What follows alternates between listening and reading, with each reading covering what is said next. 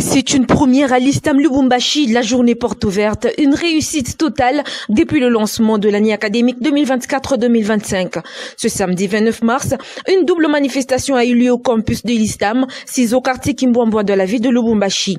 Il s'est agi non seulement de la journée porte ouverte, mais aussi de la clôture du mois de la femme.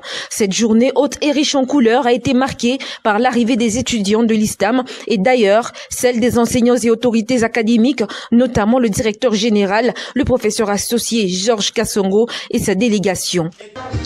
Puis, l'heure était à l'entonation de l'hymne national, suivi du mot d'ouverture prononcé par le directeur général, lequel discours a été marqué par le sens de cette journée et la présentation du corps administratif, en commençant par Madame Salva Wazenga, organisatrice de l'événement et chef du département des arts et métiers. Public de découvrir les choses qui se réalisent généralement derrière les rideaux, si je peux m'exprimer ainsi. Mais quel est le sens ultime d'une journée de ce genre ici? Le sens ultime réside dans la vocation même des institutions d'enseignement en général et des instituts supérieurs techniques en particulier.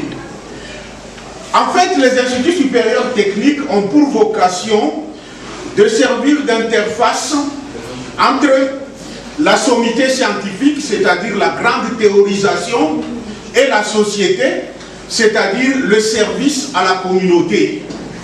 Parce que la société est censée se développer grâce aux prouesses, grâce au progrès scientifique.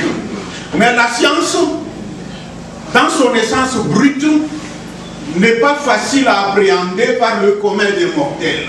C'est ainsi que, entre le savoir au sens classique, entre les universités au sens classique et la société, il y a des instituts supérieurs techniques qui sont généralement chargés de concevoir, de récupérer la science pour la transformer en un service à la société.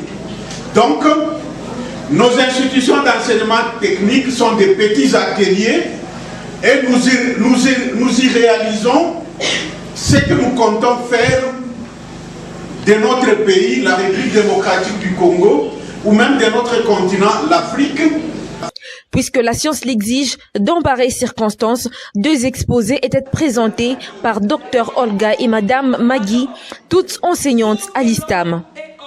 Les deux ont axé leur discours respectivement sur l'autonomisation de la femme pour une promotion des valeurs professionnelles, politiques, sociales et économiques, ainsi que l'autonomisation des filles mères dans le contexte sécuritaire. Lesquels exposés ont été suivis d'une séance de questions-réponses.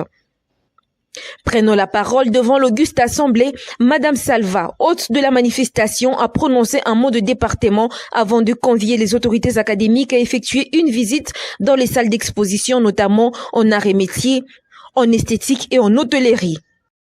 Cette série de visites a été clôturée par la remise d'un cadeau au DG, confectionné par l'équipe de Madame Salva. Pour agrémenter la journée, la danse et quelques prestations des mannequins étaient prévues devant les grands publics afin de promouvoir les offres réalisées par les étudiants.